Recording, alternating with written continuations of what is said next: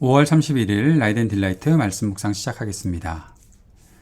사랑하는 주님, 오늘도 우리에게 은혜 베풀어 주시는 주님을 바라보고 이 하루를 시작합니다. 주님 말씀 안에서 지혜를 얻고 주님 말씀 따라 살아가는 힘을 얻게 해 주옵소서. 성령의 충만을 오늘도 우리에게 허락해 주옵소서. 예수님 이름으로 기도드립니다. 아멘. 시편 25편 11절에서 22절까지의 말씀입니다. 주님, 주님의 이름을 생각하셔서라도 내가 저지른 큰 죄악을 용서하여 주십시오. 주님을 경외하는 사람이 누구입니까? 그가 선택해야 할 길을 주님께서 그에게 가르쳐 주실 것입니다. 그가 한 생애를 편안히 살 것이니 그 자손이 땅을 유업으로 받을 것이다. 주님께서는 주님을 경외하는 사람과 의논하시며 그들에게서 주님의 언약이 진실함을 확인해 주신다. 주님만이 내 발을 원수의 올무에서 건지시는 분이기에 내 눈은 언제나 주님을 바라봅니다. 주님, 나를 돌보아 주시고 나에게 은혜를 베풀어 주십시오. 나는 외롭고 괴롭습니다. 내 마음의 고통에서 벗어나게 해주시고 나를 이 아픔에서 건져 주십시오. 내 괴로움과 근심을 살펴주십시오. 내 모든 죄를 용서하여 주십시오. 내 원수들을 지켜봐 주십시오. 그들의 수는 많기도 합니다. 그들은 불타는 증오심을 품고 나를 미워합니다. 내 생명을 지켜주십시오. 나를 건져주십시오. 내가 수치를 당하지 않게 하여 주십시오. 나의 피난처는 오직 주님뿐입니다. 완전하고 올바르게 살아가도록 지켜주십시오. 주님, 나는 주님만 기다립니다. 하나님, 이스라엘을 그 모든 고난에서 건져주십시오. 아멘. 시인은 주님의 인도하심을 간절히 구합니다. 그런데 그것과 함께 동시에 자신의 죄를 용서해 주시기를 간구합니다. 많은 경우에 우리가 주님의 인도하심을 구하는 기도를 할 때 자신이 원하는 일이 더 잘 될 수 있기를 원하는 마음으로 주님의 도우심을 요청할 때가 있습니다. 그렇게 우리를 인도해 달라는 것이죠. 주님께서 나의 길을 인도해 주셔야 내가 원하는 일을 이룰 수 있다는 생각이 앞서기 때문에 그렇게 기도하는 것으로 보입니다. 그러나 시인은 주님의 인도하심을 구하면서 자신이 죄인이라고 자백합니다. 자신이 죄의 길에서 돌이킬 수 있도록 주님의 언약과 계명을 깨닫고 주님의 뜻을 가르쳐 주시기를 기도하는 것이 시인의 태도입니다. 시인은 주님을 경외하는 사람입니다. 시인이 말하는 주님을 경외한다는 것은 주님께서 인도하시는 길을 배우고 순종하는 것입니다. 주님을 경외하는 사람이 인생에서 평안을 누리게 되는 이유가 있겠지요. 주님께서 그와 늘 동행하시기 때문에 그런 것입니다. 주님과의 동행이 큰 복이라는 것은 주님이 주님을 경외하는 사람을 가까이에 두시고 그와 친밀하게 교제하시기 때문입니다. 우리에게 이러한 경외함이 있는지, 우리가 이렇게 주님과 친밀하게 교제하는 것을 정말로 원하고 주님과 동행하는 것을 무엇보다 즐거워하며 기뻐하는지 한번 질문해 보았으면 좋겠습니다. 그런데 이렇게 기도하고 있는 시인이 사실 외롭고 괴롭다고 주님 앞에 고백합니다. 주님께서 나와 함께 하십니다. 내가 주님과 동행합니다. 이 모든 사실을 분명히 믿는다고 고백하는 시인의 삶이 지금 외롭고 괴롭다는 것입니다. 그런데 시인은 현실의 이러한 어려움을 이유로 주님께 나아가는 길을 멈추거나 나중에 하겠다고 미루거나 하지 않습니다. 더 주님께 가까이 가려고 하고 있습니다. 자신이 외롭고 괴로운 이 모든 현실을 주님께서 극복하게 해주실 것이고 자신을 구원해 주실 것이라는 사실을 분명히 믿기에 현실을 돌파해내는 그러한 믿음을 갖고 있는 것이죠. 시인은 자신이 현재 고통에 있더라도 하나님께서 자신을 돌보시면 반드시 구원하실 것이라고 분명히 믿습니다. 그런데 그렇게 시인이 그 믿음을 가지고 있을 때 자신이 주님께서 보살펴 주실 때 나의 죄를 용서해 달라고 기도한다는 것입니다. 인생의 모든 고통을 그 원인이 죄라고 단정 지을 수는 없습니다. 자신의 삶을 성찰하고 주님 앞에서 죄를 해결하라는 시인의 태도를 우리가 배우는 것은 매우 중요한 것이라 생각을 합니다. 그런데 우리가 앞에서 모든 고통의 원인을 죄라고 할 수 없다라고 말씀드리는 것은 다른 사람들의 고통을 보면서도 이것을 일반적으로 적용해서 너의 고통은 죄 때문이야 라고 그렇게 말하는 일은 없어야 한다는 것이죠. 가장 분명한 예로 욥의 친구들이 그렇게 욥에게 회개하라고 그렇게 강요했었던 것을 우리가 알고 있죠. 욥이 죄 때문에 그랬던 것은 분명히 아니었는데 말입니다.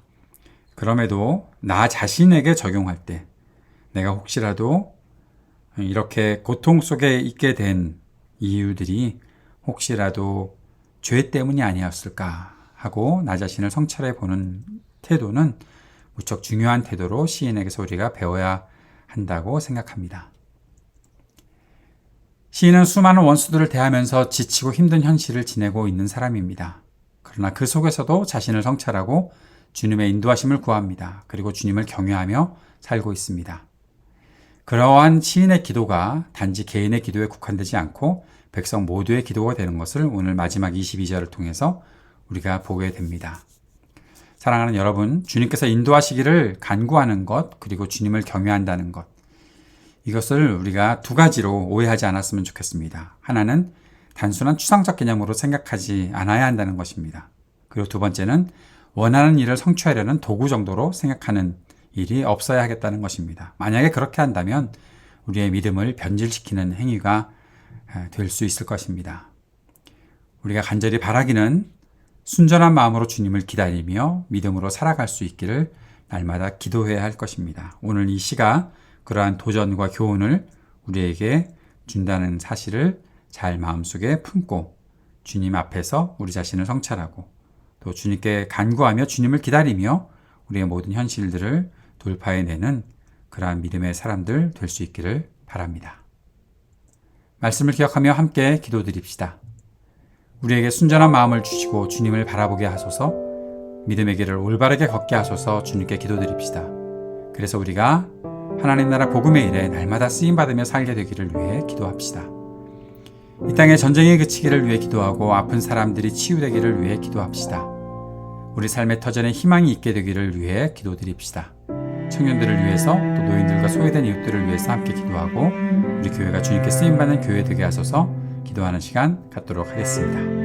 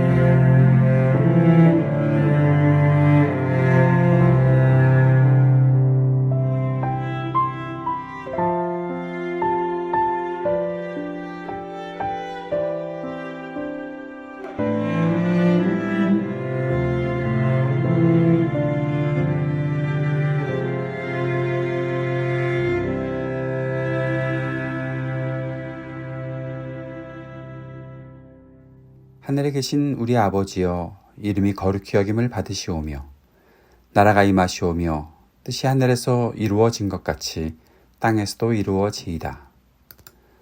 오늘 우리에게 일용할 양식을 주시옵고 우리가 우리에게 죄 지은 자를 사하여 준 것 같이 우리의 죄를 사하여 주시옵고 우리를 시험에 들게 하지 마시옵고 다만 악에서 구하시옵소서. 나라와 권세와 영광이 아버지께 영원히 있사옵나이다. 아멘.